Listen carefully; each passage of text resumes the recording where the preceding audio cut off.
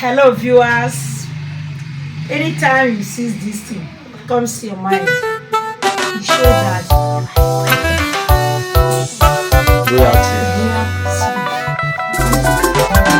Jesu bi feleti n'ọsụwa